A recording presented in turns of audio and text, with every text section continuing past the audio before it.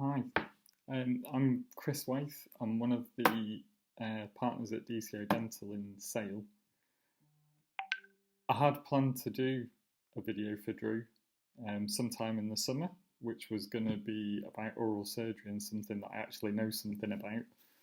Um, but I think matters have been taken out of our hands a little bit.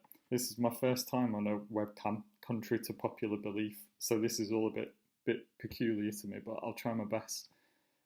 Um, a few of us are getting together to make a series of videos to try and help us come together a little bit, I think, because it's about as peculiar a time as I've had since I've been a dentist. It's been a really interesting week in a strange way.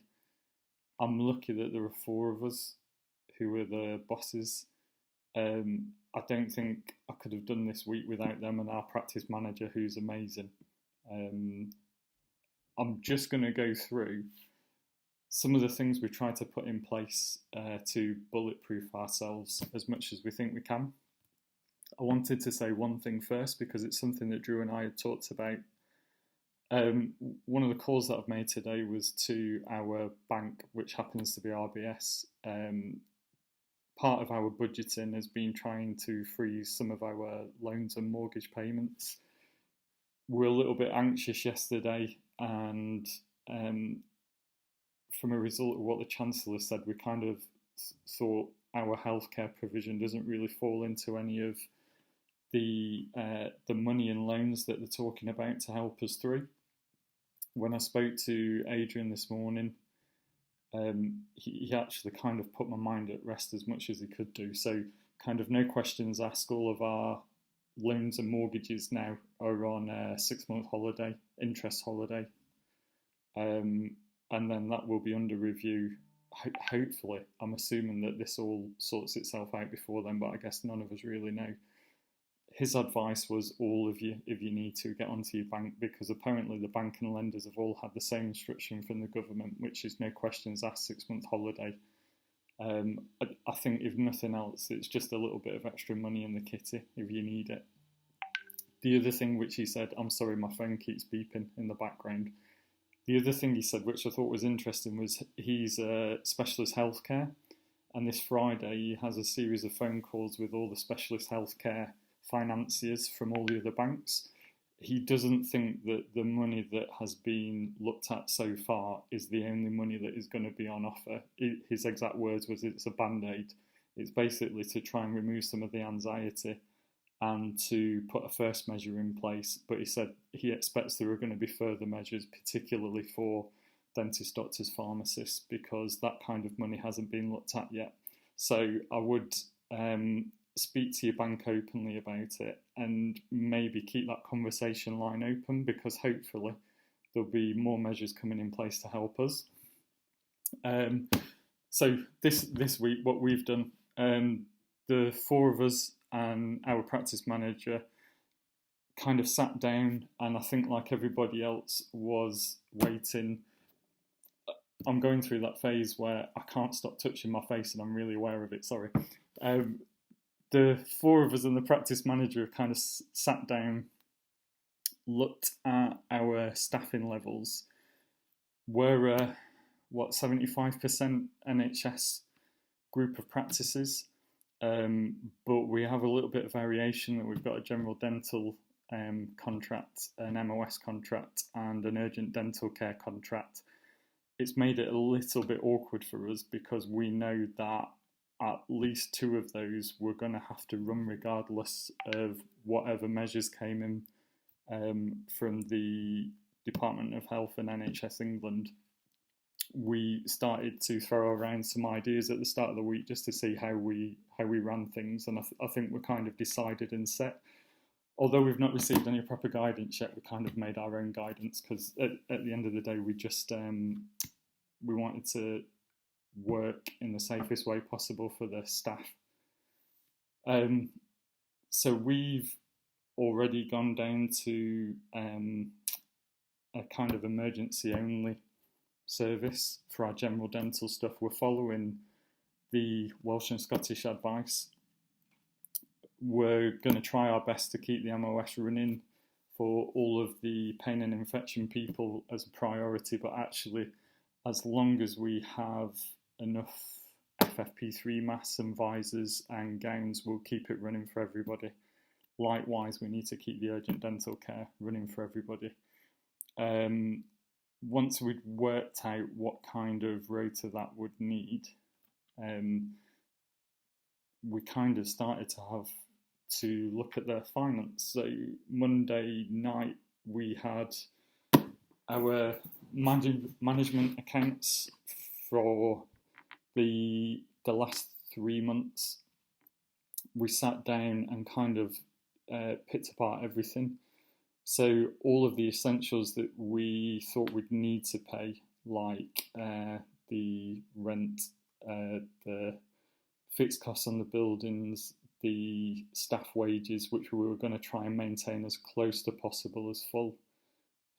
We stripped back all the things that we knew we could do without. It's been, a little bit galling. Like, we've had to say to our business manager, I'm sorry, but we don't need you for a few months. And he's gutted, but he kind of understands that actually he's a cuttable asset, and we don't have many cuttable assets. From our business accounts, we've basically extrapolated a prediction for the next few months. We've tried to make sure that there's money in the kitty each month. So we've got a little bit of an emergency backup just in case it hits the fan, which I think everybody's fearing that it's going to. We know that we're going to take a hit because we'll be doing no private for the next few months, but that is what it is. I think a couple of times it's been really obvious that the most nervous people have been the staff, the nurses and receptionists in particular. We've got a really lovely team right now. I think for the first time in kind of 10 years, we have no bad apples, and everybody really chips in. So we've had some really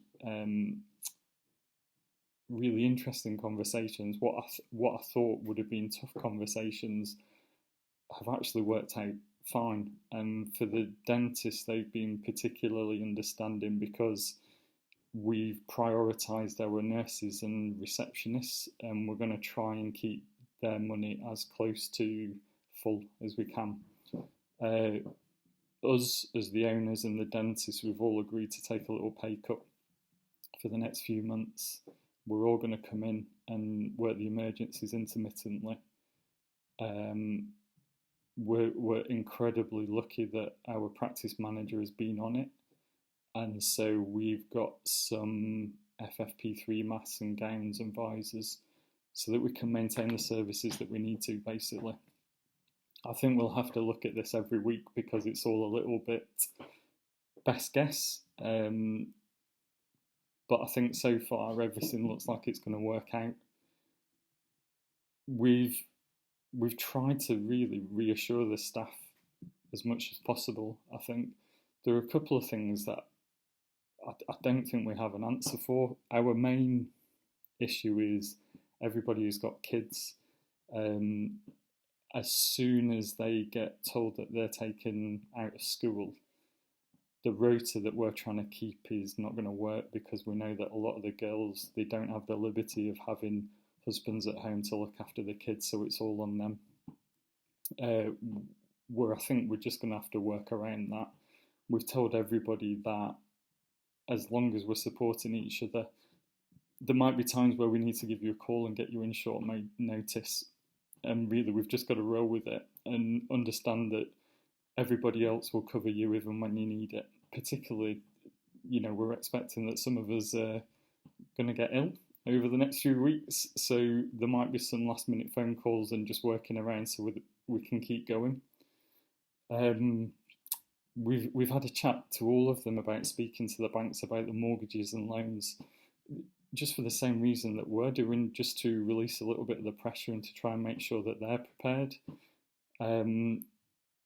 We've kind of, one of our practices is next door to a retirement home. So we've tried to say to them, we're all going to be feeling it, but actually everybody is going to be feeling it. We started in our local area just a few little WhatsApp groups. I think I'm going to drop something into the retirement home, and just with a couple of our numbers on, we'll just make sure we're available. So actually, if we're not in work and we're still healthy, we can just make sure that everybody else is looked after. I think that's the main thing, actually. Kind of see it on the Facebook groups that, apart from the posts with a bit of anger directed towards some of the authorities, I think people are realising that we're just at the point where all of us have to pull together a bit. I'm in touch with a few of the local practices. I know that all of us are going to have problems over the next few weeks, but we're talking about it now. And whatever advice we receive, we're just passing it on as soon as we can. I'm sure that they'll see our patients and we'll see theirs, and that's all part and parcel. I think the main thing is that it's kind of past that time where we need to come together a bit. The hardest chats this week have been the patients. As soon as those vulnerable age groups were announced, we kind of looked at our book and realised just how many of our patients were in that group. And some of them have not been quite as understanding as we thought they may do, although most of them have been fine. From a patient point of view, particularly because of the MOS and because of the urgent dental care, we've been trying to do as much as we can and just get the teeth out that needed taken out, the accesses done that needed doing. Try and make sure that over the next 3 months there's as little as possible that can bite us. I know that ship might have sailed now, but I think we're going to carry on working like that as long as we've got the equipment and the PPE to support it. This has been, I think, a little bit of a eye-opener and a little bit of a rude awakening. When Drew and I kind of exchanged some messages last week, we kind of spoke about the potential of this being a little bit of a reset button, and it looks like it's got the potential for it. I graduated in 2002, so 18 years ago now, and as soon as I graduated, I think people threw money at me, kind of 110% mortgages, things that I look back at now and think, oh man, that was crazy. And the financial collapse really nipped that in the bud a little bit. I think this has killed it, basically. I think the way that we treat money at home and money in your business has probably just completely changed, certainly for my lifetime. If there's anything to come out of this, when we do come out of it, and we will, it might not be easy, but we will. I think going back to basics, a couple of the dentists that I spoke to, my dad, stick 5% of your monthly wage away and save that before you start spending any pennies, so that when you have that lean period, you've got that as your backup. Make sure your permanent health insurance is sorted. Make sure your life insurance, shouldn't say life insurance, should I? Or your other insurances are up to date. Just little things like that I think actually we're all going to wake up now and realise that we need to plan and be a little less frivolous. And it's hard, but I think there'll be a point when we look back at this and we'll realise that we've learned some lessons, and a few things might be a bit different, but it might not necessarily be a bad thing. I hope for that. My main thing now is, I think everybody is worried to a varying degree. I think you've got the hystericals at one side and the very stoic, it's only flu people at the other side. I'm definitely somewhere in the middle. I'm kind of resigned to the fact that I might catch a bug or two. I'm a little bit worried about our youngest, because our youngest has a VSD. So I'm pretty keen for him to try and avoid it. But everybody's in the same boat.